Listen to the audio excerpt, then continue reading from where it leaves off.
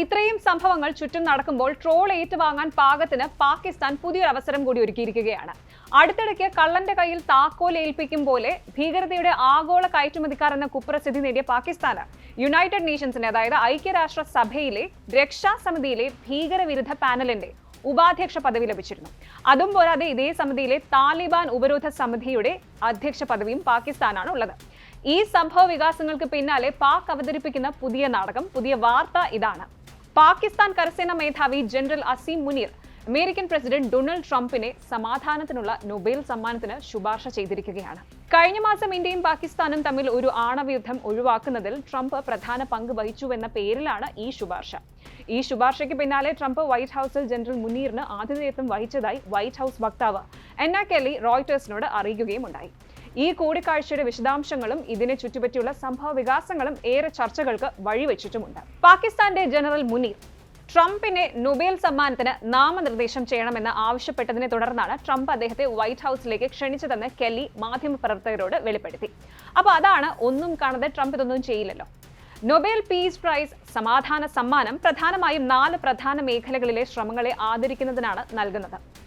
ആയുധ നിയന്ത്രണവും നിരായുധീകരണവും, സമാധാന ചർച്ചകൾ, ജനാധിപത്യം, മനുഷ്യാവകാശങ്ങൾ, മികച്ച സംഘടിതവും സമാധാനപരവുമായ പ്രവർത്തനം സൃഷ്ടിക്കുന്നതിനുള്ള ശ്രമങ്ങൾ എന്നിവയെ മാനിച്ചാണ് സമാധാനത്തിനുള്ള നൊബേൽ സമ്മാനം നൽകുന്നത്.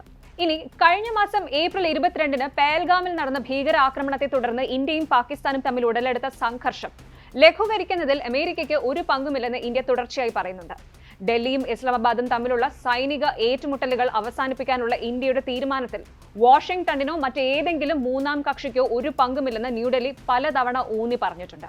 മെയ് 7 മുതൽ 10 വരെ നീണ്ടുനിന്ന തീവ്രമായ അതിർത്തി കടന്നുള്ള ഡ്രോൺ മിസൈൽ ആക്രമണങ്ങൾക്ക് ശേഷം മെയ് 10-ന് പാകിസ്ഥാന്റെ director general of military operations തങ്ങളുടെ ഇന്ത്യൻ കൗണ്ടർപാർട്ടുമായി സംസാരിക്കാൻ താൽപര്യം പ്രകടിപ്പിക്കുകയായിരുന്നുവെന്നും തുടർന്ന് ഇരു രാജ്യങ്ങളും മെയ് 10-ന് സംഘർഷം അവസാനിപ്പിക്കാൻ ധാരണയിലെത്തുകയായിരുന്നെന്നും ഇന്ത്യ വ്യക്തമാക്കിയിരുന്നു. ഇതിൽ അമേരിക്കയുടെ മധ്യസ്ഥതയ്ക്ക് യാതൊരു പങ്കുമില്ലെന്ന് ഇന്ത്യ തുടക്കം മുതലേ പറഞ്ഞിരുന്നു. ഇനി ട്രംപ് മുനീർ കൂടിക്കാഴ്ചയ്ക്ക് തൊട്ടുമുമ്പ് ഇന്ത്യൻ പ്രധാനമന്ത്രി നരേന്ദ്രമോദിയുമായി ട്രംപ് 35 മിനിറ്റോളം ടെലിഫോൺ സംഭാഷണം നടത്തിയിരുന്നു.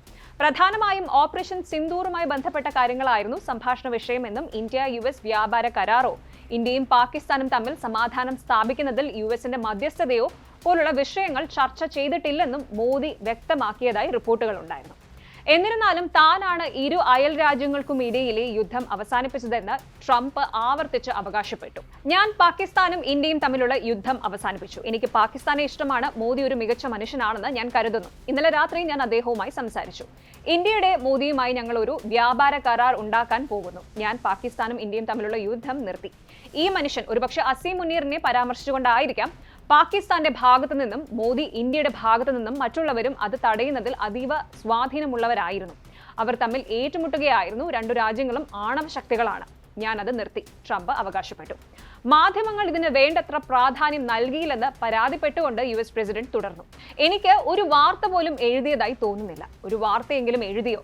ഞാൻ 2 പ്രധാന രാജ്യങ്ങൾക്കിടയിൽ, അതും പ്രധാന ആണവ രാജ്യങ്ങൾക്കിടയിൽ ഒരു യുദ്ധം നിർത്തി. അതിനെക്കുറിച്ച് ഒരു വാർത്തയും എഴുതിയിട്ടില്ല. പക്ഷെ സാരമില്ല, എന്തുകൊണ്ടാണെന്ന് നിങ്ങൾക്കറിയാം, ആളുകൾക്കറിയാം. സമാനമായ ഒരു ആവർത്തനം ഞായറാഴ്ചയും ട്രംപ് നടത്തിയിരുന്നു. ഇറാനും ഇസ്രായേലും ഒരു കരാർ ഉണ്ടാക്കുകയും ചെയ്യും. ഞാൻ ഇന്ത്യയും പാകിസ്ഥാനെ ഒരുമിപ്പിച്ചതുപോലെ ആ സാഹചര്യത്തിൽ യുണൈറ്റഡ് സ്റ്റേറ്റ്സുമായുള്ള വ്യാപാരം ഉപയോഗിച്ച് 2 മികച്ച നേതാക്കളുമായി യുക്തിയും ഐക്യവും വിവേകവും സംഭാഷണങ്ങളിലേക്ക് കൊണ്ടുവന്നു. അവർക്ക് പെട്ടെന്നൊരു തീരുമാനമെടുക്കാനും യുദ്ധം നിർത്താനും സാധിച്ചു. ഇനി ഈ കൂടിക്കാഴ്ചയുടെ പശ്ചാത്തലത്തിൽ ഇസ്രായേലും ഇറാനും തമ്മിൽ വർദ്ധിച്ചു വരുന്ന സംഘർഷത്തെക്കുറിച്ചും ട്രംപ് പരാമർശിക്കുകയുണ്ടായി. ട്രംപിന്റെ കാഴ്ചപ്പാടിൽ പാകിസ്ഥാന്റെ സൈനിക മേധാവിയുമായുള്ള ഈ കൂടിക്കാഴ്ച ദക്ഷിണേഷ്യയിലെ സ്ഥിരതയ്ക്കും വിശാലമായ പ്രാദേശിക സുരക്ഷയ്ക്കും പ്രത്യേകിച്ച് മിഡിൽ ഈസ്റ്റിലെ നിലവിലെ സാഹചര്യങ്ങൾക്കും പ്രധാനമാണ്. ഈ കൂടിക്കാഴ്ച പതിവ് നയതന്ത്ര മാർഗങ്ങളിലൂടെയല്ല നടന്നതെന്നും മറിച്ചൊരു കൂട്ടം ഉപദേഷ്ടാക്കളുടെയും വ്യവസായികളുടെയും സ്വാധീനമുള്ള വ്യക്തികളുടെയും അസാധാരണമായ ശ്രമങ്ങളിലൂടെയാണ് നടന്നതെന്നും പാകിസ്ഥാനിലെ ഡോൺ പത്രം റിപ്പോർട്ട് ചെയ്തിരുന്നു. ഒരു വശത്ത് ജനറൽ അസീം മുനീറിന്റെ നൊബേൽ സമ്മാനത്തിനായുള്ള ശുപാർശയും അതിനെ തുടർന്നുണ്ടായ വൈറ്റ് ഹൌസ് ക്ഷണവും അത് പാകിസ്ഥാനും അമേരിക്കയും തമ്മിലുള്ള ബന്ധം ശക്തിപ്പെടുത്തുന്നതായി വ്യാഖ്യാനിക്കപ്പെടുന്നു. ഇനി അന്താരാഷ്ട്ര തലത്തിൽ കൂടുതൽ വ്യക്തത ആവശ്യപ്പെടുന്ന US മധ്യസ്ഥതയെക്കുറിച്ചുള്ള ഇന്ത്യയുടെ ശക്തമായ നിഷേധം മറുവശത്ത്. ട്രംപിന്റെ അവകാശവാദങ്ങളും ഇന്ത്യയുടെ പ്രതികരണങ്ങളും പാകിസ്ഥാന്റെ നീക്കങ്ങളും ഈ പ്രാദേശികവും ആഗോളവുമായ സാഹചര്യത്തിൽ സങ്കീർണമായ ഒരു ചിത്രമാണ് വരച്ചു കാട്ടുന്നത് എന്ന് മാത്രം പറയുന്നു.